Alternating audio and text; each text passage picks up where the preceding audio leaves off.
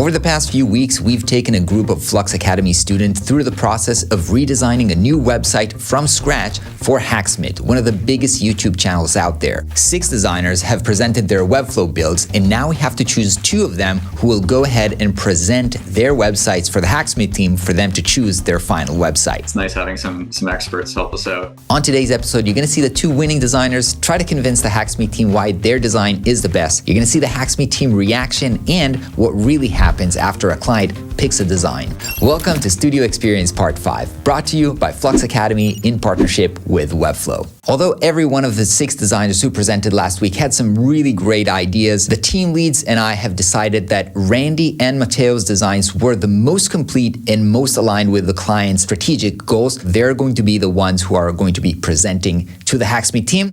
Let's see how they're doing. I want to start off and hand the mic to Matteo, who's going to be the first one presenting for us today. Hello. We have a big display text with the tagline, "We make it real." I'm trying to use design and interactions and animations to guide navigation. The projects link that is actually a drop down. You get the main projects, the contact button always present on the navbar. Scroll down, we have the videos section, most popular videos or the videos that you guys want to showcase more at the moment. It works both by dragging or by using the sliders. And then each card opens up a lightbox to make the user stay on the website rather than make them leap right away to YouTube. We have these banners, and then we have some badass projects. You get the visual by hovering over each element. Then we have the merch. I'm trying to bring coherence to both the visual style, but also the interactions. And then we have the final call to action section, your project idea, call to action, and then it opens up the modal. Or we have the collaborate with Hacksmith. Then we have the footer that reveals, it's like sticky to the bottom. It's like a piece of metal that sticks and then is brought up. The about page, the first section with the nice bold image of the whole team. And as you scroll down, you get these images of the team. We have the timeline, which will showcase some of your main milestones. Then we have the team. Here we have some stats section with the nice visual. And then we have the open positions section. All right. Randy, are you ready to share and show your design? Sure. Hey, Hacksmith team. After I take this drink for a second with my... we load the page. We're introduced with Make It Real. Your guys' statement, I think it's nice. I think it's punchy. We should introduce users to that right away.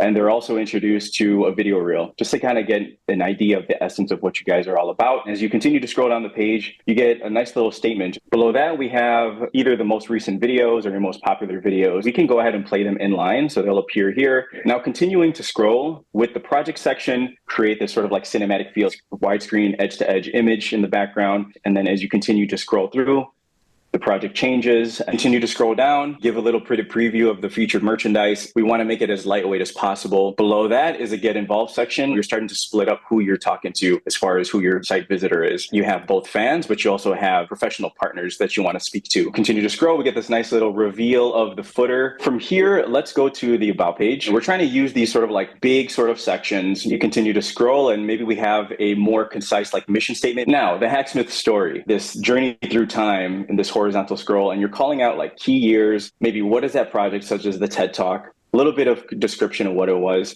Next is the team section. The idea is that you'd have the nice images of the team. You hover over it, get a little description about who that person is, and maybe what their role is down here. We can break up the pages with these nice cinematic edge to edge down here. We can use this opportunity to surface interesting numbers. You all have really big followings, and I think that can not only speak to fans, but really speak to potential partners. Next is the application and join the team section. And when we go to this section, we give a little bit of preview of what that role is. When it comes to community and joining, we have this sort of like security key card and trying to bring in little moments of interest to these sections and making it a little bit unconventional. Okay, now it's time to hear what you guys think. We're really happy to have the support. It's nice having some experts help us out. I think it will really make a big difference for both our fans and for working with other companies. Having something that really tells the story, that high level stuff that makes you go like, wow, and makes you want to learn more. I think both designs have really captured that and made it an exciting, hopeful experience for the fans. I love how interactive and immersive the website is. It definitely puts us up up and above where we've been playing. We're going to give you access for commenting so that you'll be able to highlight and write, I like this or I like that. Based on that, we'll know what the best way is to merge or to finalize. And ideally, we would love to do that within the next 2 weeks. As it often happens with complex projects, the clients liked elements from both designs. In the end, there can only be one website. We used a tool called Markup and had the Hacksmith team leave comments on both designs. After reviewing the comment, it was apparent that Matteo's design had the core that needed to stay while taking elements from Randy's design. But if you think that the process ends here, you're making the classic mistake of a newbie designer. Implementing the client comments and getting the websites live takes for a significant portion of the project. So to get the real studio experience, let's unveil the behind the scenes and have Matteo walk us through the process of what happened after the presentation. So once Hacksmith decided to proceed with finalizing the website with me, I knew that the work actually just started. A lot of things needed to be adjusted based on what they actually needed and what was right to build based on their needs in Webflow. So we initially used Markup for feedback. They were able to leave comments directly on the link, and it was very practical because they could point at specific things. They left quite some feedback. They wanted to change some images, some visuals, and importantly, they communicated to me where they wanted CMS collections, where they knew they were going to update some stuff, changing the images, connecting the popular videos to Zapier so that when they uploaded the new video on their YouTube channel, it would get updated automatically here. Only the long form YouTube videos would get updated. In the store section, they wanted to not have it linked to a CMS collection, but they wanted the direct script of the Shopify collection of products so that they wouldn't have to update it on the CMS. There wasn't much customization possible on Shopify. So I partnered up with my friend Francesco from Flux Academy, and he was super helpful to figure out how we could, with some custom code, adjust this to, again, make it look more in line with the visual style of the website. They also wanted to add some holiday special for the holidays, and we changed the way that users would contact them in line more with their strategy through direct email from here instead of having a pop-up contact form.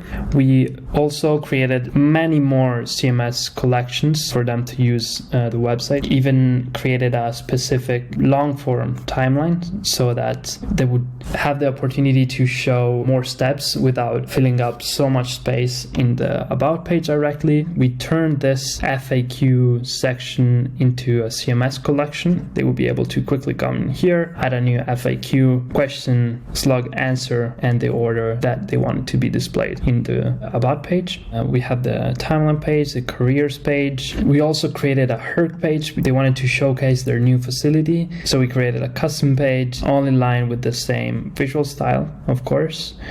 And we also put together a short video that we showcase their space. The partner page was also one of the most important pages of this project. We turned pretty much all the sections with items in CMS collections. So the logos section is now a CMS collection where we had also numbers and more details about the partnership that they've done in the past. They add a partner and they just put the name, the logo, and the alt text for the logo. This beautiful globe to showcase the international channels from Hacksmith that you can interact with. I used FinSuite's integrations to create this, and it's not even using Spline, so it was pretty easy and straightforward. The project template page was also a challenge to build. We needed a structure that was flexible enough for Hacksmith to update images and content about the details of each project. Again, this is the CMS collection. It was the most complicated CMS collection to build. Let's take a look at one of the projects. We have almost all the CMS fields utilized. So we had name, description, images, icons, numbers, just some details, and then rich text sections that would allow them to update all the details about the project, which are valuable to their users, and together with some beautiful visuals. It's important to check that the client has the option to add alt text, and when there's not the the option directly, always keep in mind to add alt tags fields so that they can